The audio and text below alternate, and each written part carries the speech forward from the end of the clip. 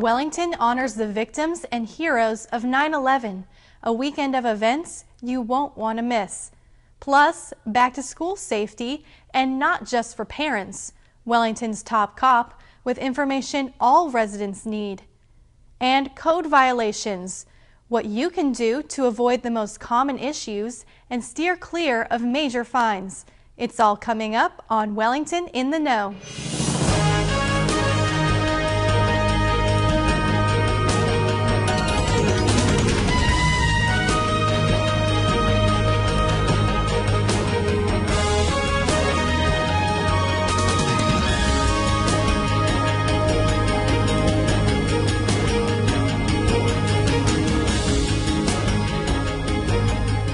Hi, and thanks for joining us. I'm your host, Andrea DeFonte. In just a few weeks, the world will mark the 10th anniversary of 9/11.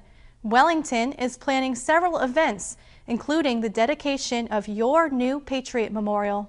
We have a whole weekend of events planned for the September 11th weekend, and starting with Friday, we'll have a movie that'll play in the evening, and that'll be the World Trade Center movie. Saturday morning we'll have a 5K race, the Jeff Annis 5K race, and that evening we'll have a tribute concert. And then on Sunday, the Fire Chiefs Association of Palm Beach County will be hosting a remembrance ceremony in the morning, followed by the dedication of the Patriot Memorial. This event is important to us. We've been doing this for 10 years now to try to honor the firefighters and police officers that died in 9/11. It's our way of keeping it alive and not letting their deaths go in vain. We brought firefighters from New York City here. You're going to get a chance to hear a keynote speaker that was actually there at 9/11. This is a chance for the public to come out and see us with our message. We're going to be dressed all up in our dress blues. It's a very honorable ceremony, and we will have a message. For more information about the events or to register for the 5K run, visit wellingtonfl.gov, go to the Community tab, and click Patriot Memorial. Volunteers with the American Red Cross will be here during the 9/11 Remembrance Ceremony, handing out water to help you stay hydrated. I spoke with Fire Rescue Battalion Chief Nigel Baker about the ways to prevent and recognize heat illnesses. Heat illnesses is a huge concern this time of year. What sort of symptoms can people look for? That's a good question. This time of year in Florida, we've got temperatures 90, 95 degrees, sometimes 100 degrees on certain days where the relative humidity is really high. So some of the things that concern everybody here in Palm Beach County, and especially in Wellington, is staying hydrated. Some of the symptoms you can look for is, in fact, if you stop sweating. That's the biggest problem because you're heading towards heat exhaustion if you stop sweating. But really, most people drink when they're thirsty, and if you're waiting to get hydrated when you're thirsty, then you're already behind the 8 ball. You really should drink all day long, several pints, if not a gallon of water per day. Okay, what else besides drinking should you do when it's hot out to protect yourself? Well, first things first, you should wear some sunscreen or some type of covering. Obviously, we don't expect people to be out there all day in long sleeve shirts or jackets, but some loose fitting cotton clothing is always good, and that keeps your temperature low. Try not to wear too many dark colors because that's going to absorb a lot of the heat. So those are the things that we recommend people do. Our firefighters, every morning we remind them, whether it's via email or via our intranet website, to hydrate all day long. And we tell our firefighters, one of the ways you can tell that you're not hydrated enough is that if your urine, for example, is too dark, then you're not hydrated enough. It should run clear. And if you're doing that, then you're hydrating enough. We get brush fires this time of the year all the time, and that's one of the biggest things that sends firefighters to the hospital is heat-related stress, heat exhaustion, or heat stroke. Okay, and speaking of brush fires, there is a very extreme drought that all of us are concerned about, especially with any issues with fires. What do our residents, our homeowners need to know to keep themselves safe? Well, one of the things that's a concern here in Wellington is that not all the areas of Wellington have hydrants. That's number one. So we use other sources of water to fight fires in the Paddock Park area, for example, or down there off of Appaloosa in that area, in the equestrian area. There's not hydrants on every corner like there are in other areas of Wellington. So we encourage people to make sure if you have a lake or if there's a canal that runs behind your house, make sure it's free of any debris. Cut back all the brush so that if we have to send a truck back there to try to draft water out of the canal, if there's water in it, then we can get to it readily. That's the number one thing. Second thing we want people to do is make sure that around their homes they have what we call defensible space. And what that means is exactly that. It's an area 30 feet around your home that you can create a defensible space or a defensible area that we can put trucks between the wildland interface or the grassy area and your home. So we can put trucks in between the two so we can fight fires should they occur in your neighbor's yard or in a wilderness or a wildland environment. Keeping those safety tips in mind, it's that time of year when fall sports are just around the corner. Wellington offers everything from youth soccer to t-ball, as well as softball, baseball, and co-ed volleyball. The registration deadlines are in August. For more information, visit the Parks and Recreation page at wellingtonfl.gov. Now for a look at senior programming for this month. Bocce, August 9th and 23rd, 9 a.m. to 11 a.m. Brunch and Bingo, August 10th, 12:30 p.m. to 3 p.m. And Wii Bowling, August 11th, 11 a.m. to 2:30 p.m. All these programs take place at the Wellington Community Center. Coming up after the break, volunteers bringing their A game, the different groups joining forces to beautify neighborhoods. And speed demons beware. Wellington's top cop speaks out about back-to-school driving safety. We'll be right back.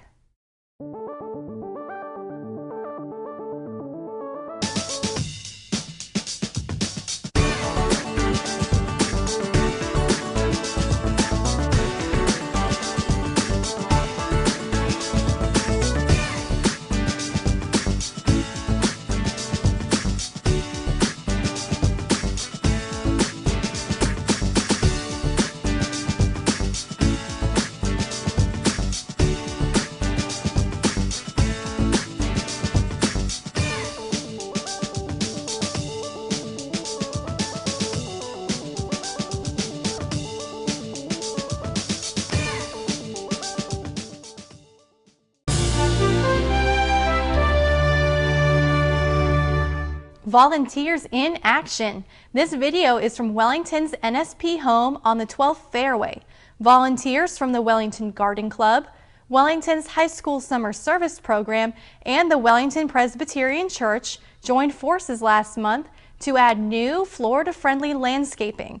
If you're interested in volunteering for Wellington, contact our volunteer coordinator Kim Hengold at 561-791-4000. Wellington plans on upgrading the landscaping at all 5 NSP homes. These are the homes Wellington is selling through the federal government's Neighborhood Stabilization Program. For more information on incentives and eligibility requirements, visit the Neighborhood Stabilization Program page at wellingtonfl.gov. School is back in August, and even if you aren't a parent, there are safety precautions you need to keep in mind, or it could cost you big time. Captain Jay Hart is a man on a mission. Stay off the phone, stop texting, and watch out for the kids. With schools back in session, he is determined to protect children walking and biking to school. He's calling on parents to do the same. If your children are riding their bikes, then obviously they need their helmets on, but also take that path with them. Maybe walk to school with them one day. See how long it takes to get to school. See how long it takes to get home from school, and never walk alone. You know, walk in groups, and it's, you know, there's safety in numbers. So if they're going to walk, have them walk with groups of kids and not alone.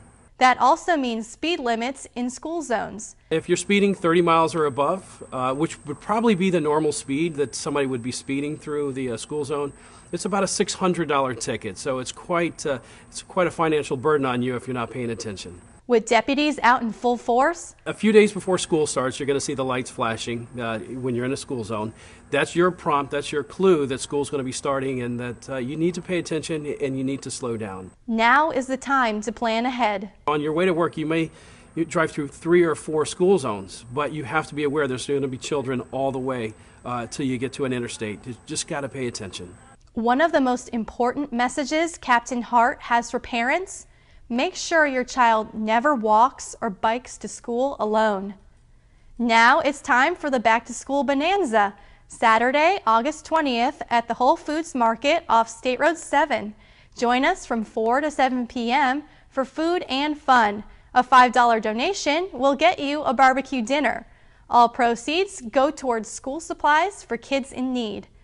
With summer break winding down, it's time to splash into summer fun. Visit the Wellington Aquatics Complex this month, Monday through Saturday, 9 a.m. to 7 p.m., and Sundays, 12 noon to 7 p.m. And don't forget to join us on Labor Day for our annual pool party. You can also enjoy free summer movie nights select Fridays at the Wellington Amphitheater.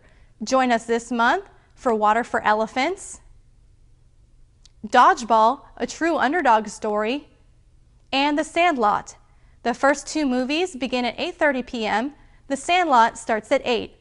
We also have a classic car show and concert August 13th. Cars at 5 p.m., concert at 8. And the Steel Pony Band takes the stage August 20th at 8 p.m. Bring a lawn chair or blanket and enjoy the show. Coming up in just a few minutes, hurricane season is in full swing. We'll show you what Wellington can do before a storm to keep you safe. And helping you avoid code violations. We'll show you the most common problems our code officers catch.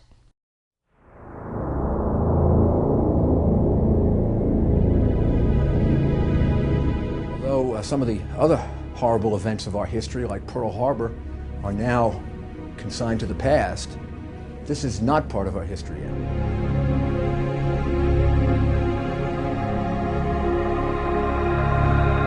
I want to thank the City of Wellington for remembering in such a beautiful and very, very powerful way.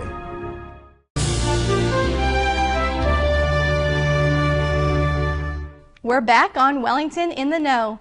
It's pretty safe to say that no one out there wants a code violation, so we did some digging to find out what you can do to stay violation-free. We're hitting the streets with Wellington's Code Compliance Manager, Steve Koch. Steve, thanks for joining us. It's my pleasure. Now, I wanted to talk to you about some of the biggest hits, what a lot of the code issues that keep coming up with our residents. Let's start with property maintenance. Okay, well, Wellington adopted many of its property maintenance codes to help maintain and enhance our property values. The main thing code officers look for would be dirty roofs, dirty walls, dirty driveways, dirty sidewalks. All structures and principal structures have to be maintained in a clean manner, free of stains, discoloration. So once again, that would be the driveway, the sidewalk, the home, screen enclosures, flag poles, garage doors, and such. Okay, well, how about landscaping? Well, landscaping needs to be maintained in a neat and healthy condition. Weeds need to be removed, grass needs to be maintained green. Hedges need to be trimmed, and that's pretty much it for landscaping. Now, I see on the calendar quite frequently for our magistrate hearings for code enforcement, garbage cans is also an issue. Right. Garbage cans can be placed out for collection the night before collection by 6 o'clock. The cans need to be brought in the day of collection by 11 o'clock. Okay. And how about the permitting issues? If you're trying to do something without a permit, is that also a problem? Right. The one thing that we see, especially as we approach hurricane season, is that a lot of residents will start taking out trees, and Wellington does require a vegetation removal permit before any trees are removed. I believe there's a $65 fee for that. Okay, are there any other top issues that we haven't talked about yet? One of the main focus of code compliance is also parking. Wellington has a parking ordinance that restricts parking to driveways only. Residents cannot park on the street. They can't park over a sidewalk. They can't park in a swale, and they can't park in the landscaped area such as their lawn. And that's everywhere in Wellington? That's everywhere in Wellington. Okay. Now, I understand one other thing to point out is that codes it's not just for the aesthetics, it's also for safety. Right. So it's very important for everyone to stick with the code. And if you don't comply, what could happen? In most cases, the Wellington Code Compliance Officer will start off with a courtesy letter. Generally for property maintenance issues such as the roof, the sidewalk, driveway, they'll issue a 30-day notice. At that point, if the property does not come into compliance, then a notice of violation, notice of hearing is issued, granting more time to comply, but at that point you're scheduled to go up in front of the special magistrate. If the case is not complied, at that point the magistrate can enact fines. Okay, so very important stuff for residents to know. Thank Correct. you You're welcome. for all the scoop, and we'll head back to the studio. For more information about Wellington's codes, visit the Code Compliance page at wellingtonfl.gov. You'll find it under the Departments tab. If you notice a code violation and want to report it, you can do it anonymously on our website. Just go to the e-Services tab and click Citizens Action Center. There, you can fill out a form and a code compliance officer will investigate. Wellington is also working on a smartphone app to make it easier for you to report any problems like a cracked sidewalk or a broken street light. The next phase will be, with the smartphones becoming more and more popular, is there's an app for that, and there's an app for WebQA. So if a resident happens to be walking down the street and they notice a crack in the sidewalk, or they notice a street light being out, or a pothole, or water gushing, they can take a picture and they can open up the app and send that information directly into the city so that we know exactly where that pothole is, and we see a picture of the pothole or the gushing water or the cracked sidewalk, and we can send crews out to fix it immediately. And so they don't have to try to remember, they don't have to try to get somebody on the phone, they can do it really quick with their smartphone, send the information in, it's logged, it uses the GPS, like I said, so it knows exactly where it's at. It's just another quick and easy way for residents to communicate any issue that they might be having with the city. We're getting into the meat of the 2011 hurricane season. We talked to Wellington's Deputy Manager John Bondy to see what your hometown does before a storm to keep you safe. As you can imagine, water management and flood protection is important before, during, and after a hurricane. When a storm approaches, our crews start working around the clock to lower canal and lake levels in anticipation of intense rains. One of the most important tasks is to clear debris from our pump stations and inlets. Once a hurricane blows through, employees will be back out to these same locations checking on our water systems. And even if the electricity fails, Wellington is ready with generators which are hooked up prior to the storm to keep this important equipment running. All of this will go a long way to trying to prevent excessive flooding around our homes and neighborhoods. Whenever a storm approaches, check our website for more information, wellingtonfl.gov. While you're there, check out our proposed fiscal year 2012 budget. You'll find it on the Financial Services OFMB page under the Department tab. It ain't easy being green, but Wellington is going the extra mile toward a sustainable future. Wellington has applied to become a certified Florida Green Local Government. We'll let you know as soon as the certification goes through. That's it for this edition of Wellington in the Know. We'll leave you now with the August neighborhood meeting schedule. Thanks for joining us.